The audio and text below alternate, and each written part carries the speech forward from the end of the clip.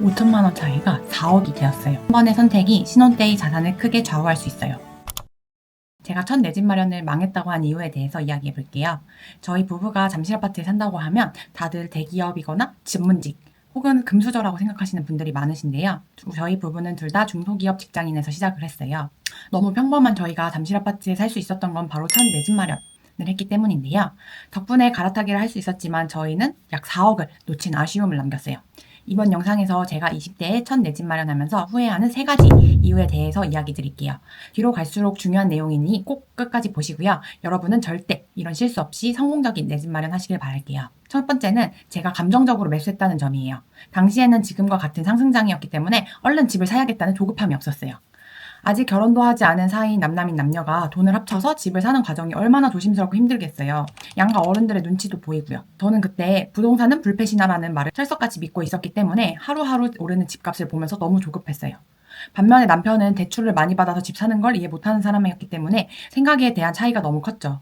그래서 당시에 조급함에 더 좋은 선택을 할 수 있었지만 그걸 하지 못하고 쉬운 선택을 했던 아쉬움이 남았어요. 조급함은 사람의 생각을 흐리게 만들고 가치 판단을 못하게 만들어요. 이 조급함은 대출을 준비할 때 가장 큰 문제가 되었어요. 대부분의 사람들이 처음 내 집 마련을 하는 거라 대출을 어느 정도 받아야 되는지 막막함이 있을 거고 원리금 상환에 대한 생각을 하면 내 삶이 너무 팍팍해지지 않을까 많이 생각할 거예요.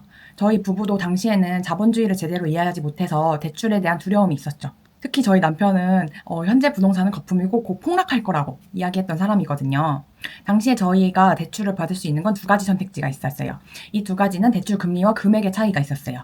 첫 번째는 디딤돌 대출로 6억 이하 아파트에 2%대 금리로 가능했었고요. 일반 1금융권에서는 아파트 가격이 더 높았고 3%대 후반의 금리를 진행이 가능했었어요.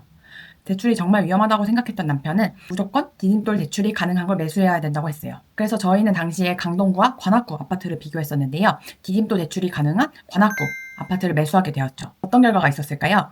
세 번째 후회되는 점을 통해서 이야기해 드릴게요. 세 번째는 비교 평가를 제대로 하지 못했다는 점이에요. 부동산 공부를 하고 있던 저희지만 막상 매수할 때가 되니 배웠던 것들이 아무것도 생각이 안 나더라고요.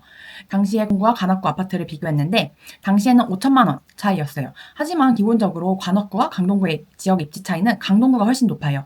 지금 평당가를 비교해도 2천만 원 이상의 차이가 나죠.